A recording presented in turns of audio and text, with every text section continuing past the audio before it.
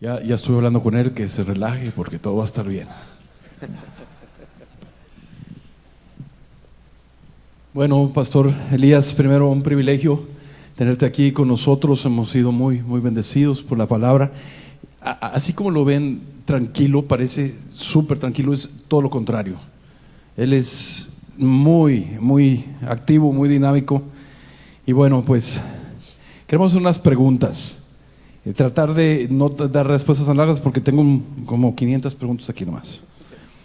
¿Cómo afecta en el matrimonio que el esposo no tenga una relación genuina con Dios?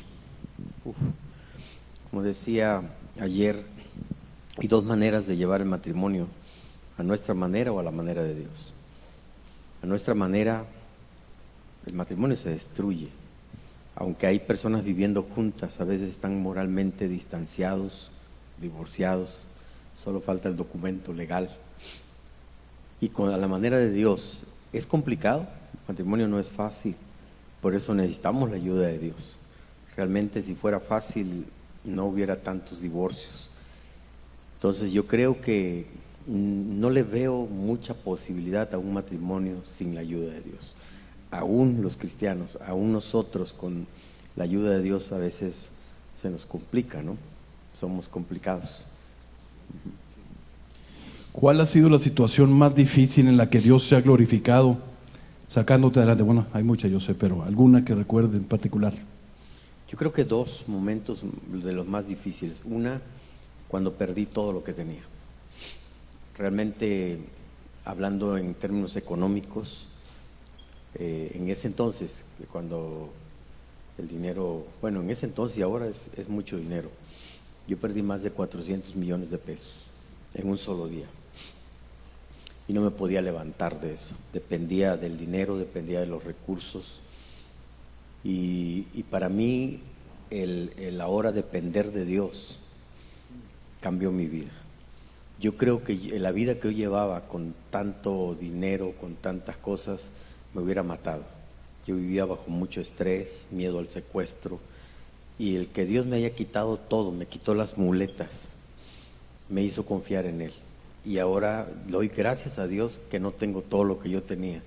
Vivo mejor, vivo menos estresado, he disfrutado más cada viaje, cada cosa que como, cada invitación. Para mí ha sido un cambio. Y lo otro fue la cirugía que pasé hace 7, 8 meses, que hubo un pronóstico que probablemente yo no iba a aguantar la cirugía, que podía morir en el proceso. Y Dios hizo un milagro económico porque pagamos una cantidad fuerte e hizo un milagro de sanidad, porque aquí estoy viajando como siempre, predicando como siempre, estoy vivo y el tiempo que Dios me dé de vida lo estoy disfrutando segundo a segundo. Eso cambió mi vida. Ya no me interesa mucho el vivir para quedar bien con otros. Quiero quedar bien con Dios nada más y disfrutar cada minuto de mi vida. Wow, qué linda enseñanza, ¿verdad? Y bueno, pues ya entendieron, es mejor no tener para que no te secuestren, ¿verdad? Y otra cosa que dicen que ayuda mucho para que no te secuestren es estar pesado y uno se siente más seguro, ¿verdad? No te pueden llevar tan fácil, ¿verdad? ¿Cuál ha sido tu momento más feliz en el ministerio? Yo disfruto mucho los bautizos. Cada vez que estoy bautizando a personas, testifican, y para mí ese es el mejor momento. Más que los domingos que llega mucha gente, para mí es el día que estamos bautizando. Yo digo, este es el verdadero crecimiento de la iglesia, cuando bautizamos a personas y que nos dicen: estaba a punto de quitarme la vida, o estaba a punto de esto, del fracaso, y Dios me ha rescatado. Para mí es el momento cumbre de mi ministerio, los bautizos. ¿Cómo te desconectas en tu casa después de una larga y complicada consejería?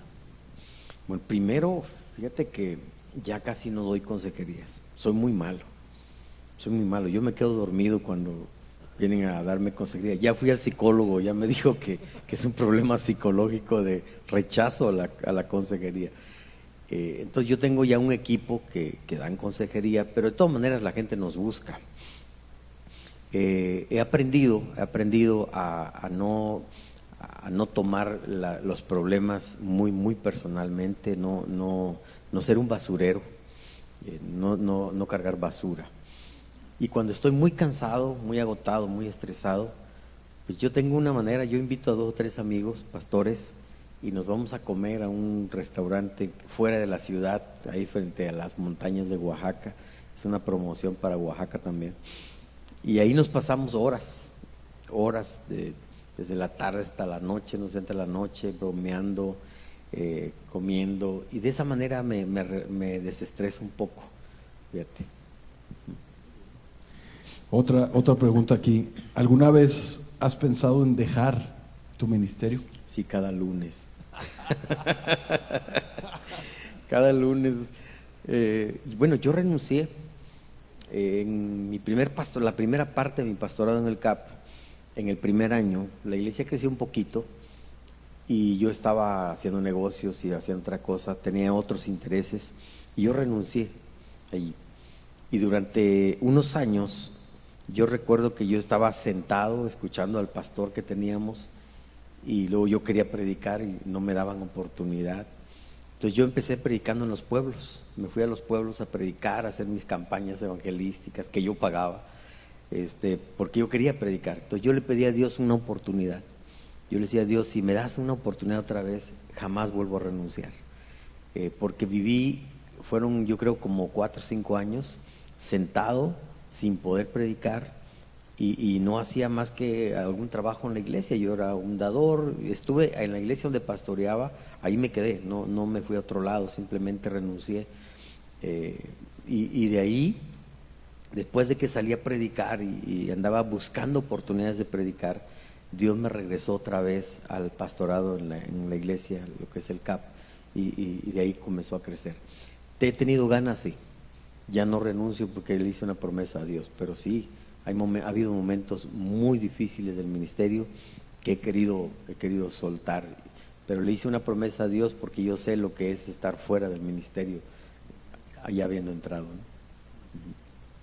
Interesante. Esta pregunta para mí es muy importante. Sabiendo lo que sabes ahora, ¿qué te dirías a ti mismo cuando comenzaste el ministerio? Yo creo que cuidaría más a mi familia. Lamento mucho y creo que todos los pastores tenemos el mismo problema. Lamento mucho lo que ahora enseño a los pastores nuevos. No coqueteen con la novia de Cristo. La iglesia es la novia de Cristo, no es nuestra novia. Y a veces pasamos más tiempo con la novia de Cristo que con nuestra novia que está en la casa. Y descuidé mucho a mi familia primero por los negocios y segundo ya en el ministerio. Y tuvimos una crisis en la casa. Y Dios tuvo que tratar con nosotros. La verdad que estuvimos a punto del divorcio. Y gracias a Dios por nuestras autoridades espirituales, porque ellos nos ayudaron, nos aconsejaron y eso hizo posible que nos restauráramos y estemos ahorita ministrando como familia. Pero mi hija mayor sobre todo resintió mucho mi ausencia y todo los errores que cometí en el pastorado. Quizás yo cambiaría eso, me dedicaría más a mi familia sin dejar mi responsabilidad con Dios en el ministerio. Y qué interesante, Pastor Elías, que es algo que nos puede pasar a todos, tanto digo a nivel empresarial o en nuestro trabajo o en el ministerio, como estás comentando ahora, y el balance que tenemos que tener todos nosotros, porque hay cosas que no se pueden cambiar. Es una prioridad la familia. Así es. ¿Verdad? Y bueno, otra pregunta, ¿cómo podemos impactar a nuestro alrededor en medio de un mundo que cada vez cree menos en Dios? ¿Cuáles crees que sean las formas de impactar nuestro mundo, el mundo actual ahorita, el que tenemos? Porque las cosas han cambiado mucho, rápidamente están cambiando, pero ¿cuál crees que sea la forma de hacer un impacto verdadero en nuestro mundo? Yo podría nombrar 2. Una es cumplir el propósito de Dios en nuestra vida. Si Dios me llamó a ser empresario, ser un buen empresario. Y lo segundo es brillar, porque cuando nosotros brillamos, hacemos, y somos cristianos, estamos en el propósito de Dios, hacemos que Dios brille. O sea, podemos reflejar y podemos decir, yo soy lo que soy por la gracia de Dios. Cuando glorificamos a Dios con nuestros actos, eso es lo que Dios quiere. Yo creo que el cristiano, tanto en la política como en el mundo económico o en el ministerio, debe ser excelente. Yo creo en la excelencia y creo que debemos prepararnos para este mundo tan complicado. Entonces, brillar en un mundo de tinieblas no es fácil, requiere disciplinas, requiere esfuerzo, requiere valentía, requiere fe. Y siento yo que ya es el tiempo de que los empresarios conocidos en Monterrey no sean los que son conocidos, sean los empresarios cristianos, que se levanten y tengan 1,000 empleados, 2,000 empleados, ¿por qué no? Se puede. Y que ellos, cuando Dios los levante, puedan glorificar a Dios y ser humildes para tener los pies en la tierra y los ojos en el cielo. Sí, con tu experiencia en toda esa área, creo que es un punto muy importante. Voy a pedir, tenemos gente empresaria aquí, pónganse de pie, por favor, si hay algunos empresarios. Sí, pónganse de pie, por favor. Ok. Bueno, puedes orar por ellos. Sí, claro. Padre, en el nombre de Jesús, yo te pido, Señor, que tú pongas en el corazón de tus hijos una unción de multiplicación. Que ellos puedan ser, oh Dios, hombres que no acumulen por acumular, sino que tú los bendigas para bendecir. Que ellos sean bendecidos para que generen empleos, para que ayuden a familias, para que siembren en tu reino. Y si hay aquí, oh Dios, hombres que anhelan en su corazón establecer un negocio, yo te pido que los bendigas y los prosperes en el nombre de Jesús, porque ellos, Señor, tendrán recursos, serán bendecidos para bendecir, para ayudar a otros, para bendecir y sobre todo para sembrar en tu reino, para hacer tesoros en tu reino. Que ellos sean una fuente de bendición para los proyectos de tu iglesia, Señor. En el nombre de Jesús los bendigo. Amén. Amén, amén, amén, amén. Gracias al Señor. Pastor Elías, ¿cuál ha sido el milagro más poderoso que te ha tocado presenciar? Yo creo que la sanidad de mi hija Jocabet, mi propia sanidad, para mí es un milagro que yo esté aquí. Y el milagro que yo he visto cada día ha sido el cómo Dios llevó una congregación tan pequeña, pastoreada por un hombre con tantas limitaciones, y Dios pudo hacerla tan grande. Yo todavía no consigo. Ya hay noches o domingos en la noche que llego a mi sala, me acuesto y me empiezo a reír, a dar gracias a Dios, porque ni yo entiendo lo que pasó. Me invitan a veces a predicar con pastores para darle la fórmula de crecimiento y les digo, no sé. Bueno, sí sé, es la presencia de Dios, es Dios. No hay mucha fórmula, pero me asombra lo que Dios está haciendo en Oaxaca. Pastor Elías, ¿qué consejo le puedes dar a los padres que tengan problemas en su relación con sus hijos? 2, 3 consejitos prácticos. Yo tuve problemas con mi hijo y cuando yo oraba que yo no podía con él, ya problemas serios, como irse de la casa, meterse en drogas, yo oré a Dios y le dije, Dios, ya no sé qué hacer. Y Dios me dijo, trátalo como yo te trato a ti. Eso es el consejo que Dios me dio. Y yo le pregunté, ¿y cómo me tratas? ¿Cómo le hago? Y él me dice, pues a veces pecas y yo te perdono. Te sigo amando a pesar de tus errores. Y bueno, hice eso con mi hijo. Yo lo empecé a amar, lo empecé a abrazar más. Y me iba con él, buscaba pretextos de viajes, porque a él le gusta viajar conmigo.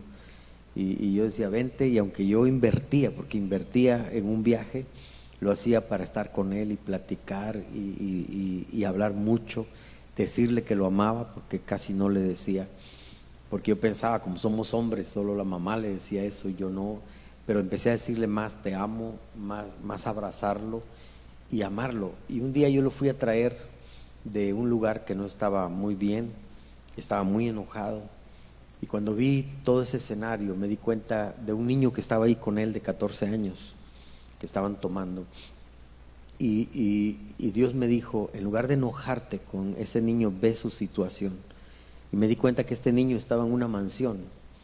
Sus padres estaban divorciados, su mamá estaba de parranda esa noche y su papá no los veía, y dejaron a este niño en esa mansión solito.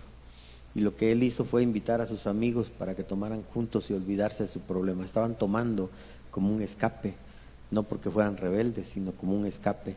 Y entonces abracé a mi hijo y a este muchacho, y así tomados les dije: voy a orar por ustedes. Y la verdad es que ellos empezaron a llorar. Me di cuenta que mi hijo me agarró del pie y no me quería soltar, y me di cuenta que tenía necesidad de Dios, de un abrazo, de que entendiéramos que en el caso de nuestros hijos pasan por mucho estrés, por lo que ven en la casa, por lo que escuchan, por muchas cosas, y son zarandeados por Satanás. Y nosotros como sacerdotes tenemos que amarlos, que establecer límites, por supuesto, pero también yo creo que mucho va a ayudar el que nos vean a nosotros siendo apasionados de Dios.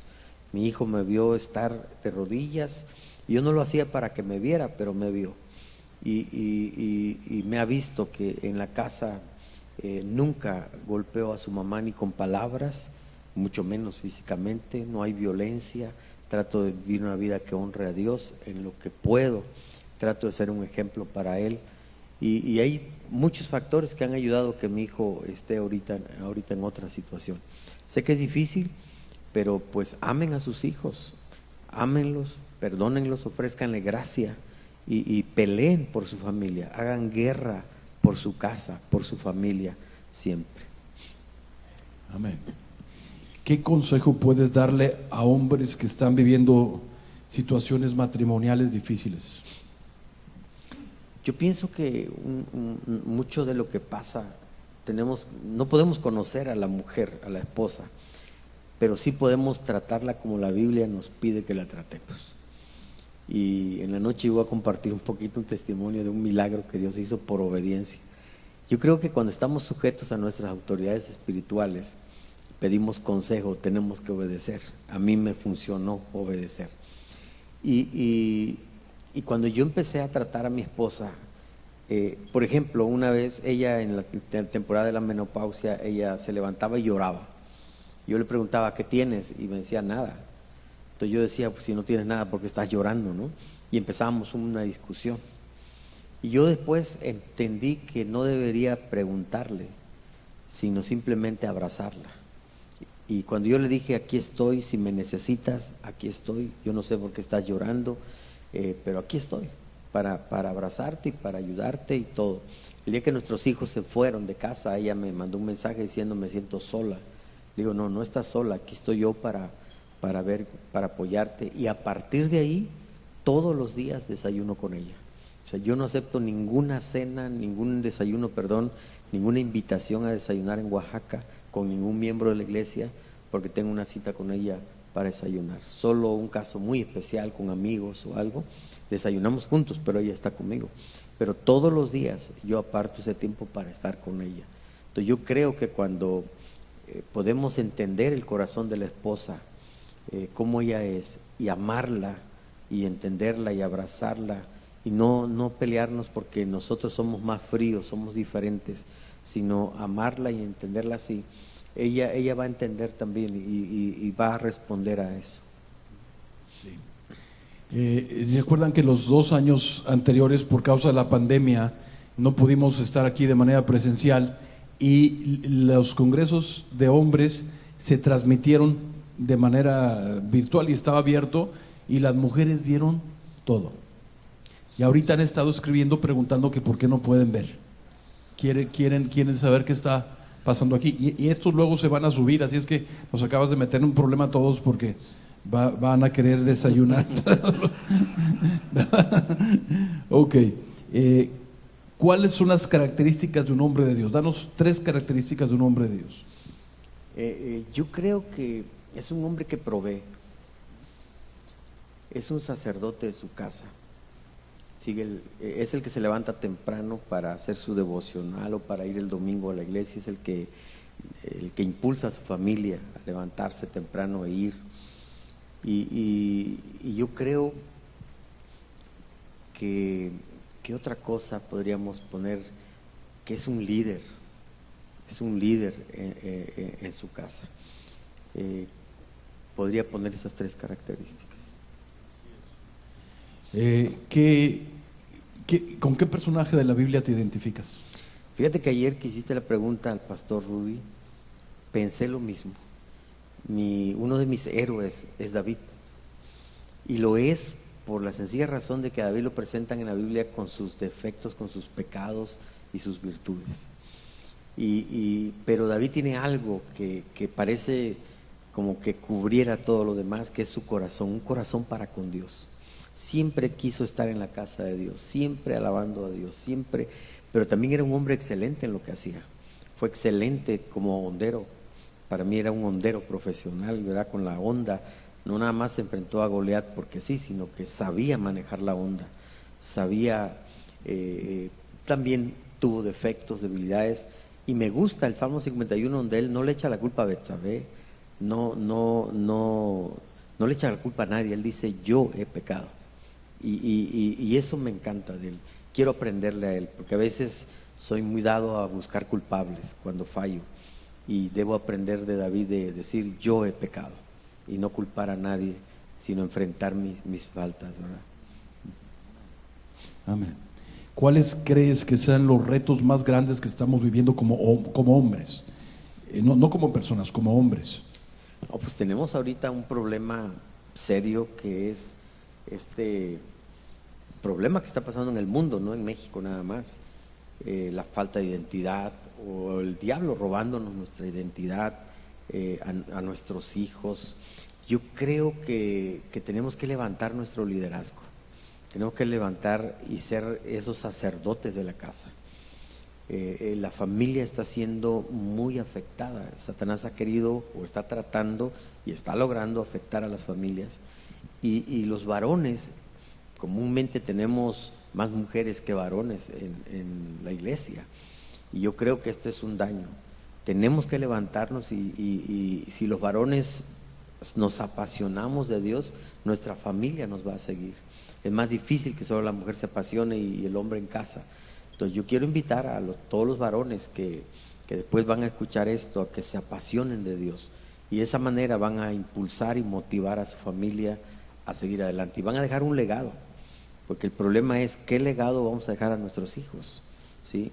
Que no hagamos nada sería una tragedia, morirnos sin dejar un legado a nuestros hijos. Y bueno, y eso ya nos lleva a la siguiente pregunta. A nosotros, ¿cuál sería el consejo más importante para transmitir a la siguiente generación? Yo estoy ahorita compartiendo mucho acerca del servicio a Dios. He tenido de todo, he vivido de todo, desde no tener nada hasta tener mucho, a tener éxito como a tener fracasos, y sé que eso es un desbalance para nosotros. Pero cuando aprendemos a servir, que es algo que voy a predicar esta noche, cuando aprendemos a servir a Dios, entonces parece que la vida tiene un equilibrio. Podemos tener mucho y seguir siendo siervos, pero nunca dejar este espíritu de servicio. Yo creo que si algo quisiera yo dejarle a mis hijos es: 1, pasión por Dios, que se enamoren de Dios, y 2, servir a Dios sirviendo a los demás. Tal vez un tercer legado para mis hijos, y eso siempre se los digo, es que nunca pensemos que todo lo que tenemos es obra de nuestro esfuerzo, es por la gracia de Dios. Que seamos humildes.